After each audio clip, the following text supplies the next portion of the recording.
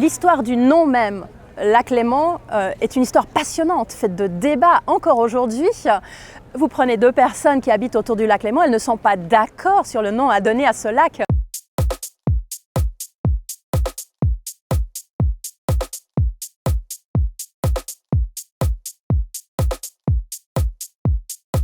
On peut être en train de faire du pédalo sur le Léman en été, tout en regardant des montagnes avec de la neige.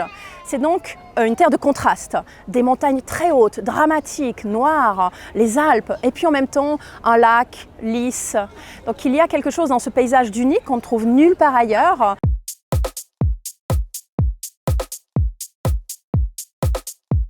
Au début, il y a Jean-Jacques Rousseau. Il décide de placer son livre, Julie ou la Nouvelle Héloïse, à Clarens, sur la rivière à Suisse.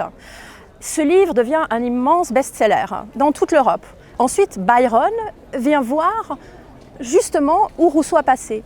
Byron était une star, jeune poète, dandy, décadent, il était dans toutes les gazettes People. Le Léman, avant, c'était un endroit où on passait.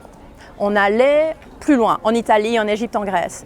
Après Byron, le Léman est devenu une destination. Le tourisme est né à ce moment-là. Il a fallu construire des hôtels, des trains, des trams, il a fallu leur offrir de l'électricité, de l'eau chaude, des divertissements, une vie sociale.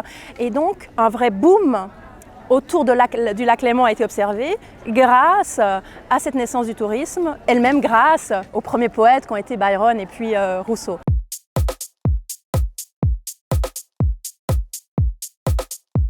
L'histoire du nom même, lac Léman, est une histoire passionnante, faite de débats encore aujourd'hui. Il y a les tenants du lac de Genève, les tenants du lac Léman. Ce lac n'a pas arrêté de changer de nom au cours de l'histoire. Suivant qui étaient finalement les propriétaires ou les seigneurs des environs. Et il faut évidemment savoir que lac Léman est une redondance. Le mot Léman vient lui-même d'une langue celte qui veut dire lac. Donc il faut dire le Léman. Ensuite, pour des questions pragmatiques, que les offices du tourisme à l'international parlent de Lake of Geneva, parce qu'aujourd'hui Genève est la ville des bords du Léman la plus connue à l'international, ne me dérange pas. On peut avoir une approche pragmatique et non identitaire de ce lac.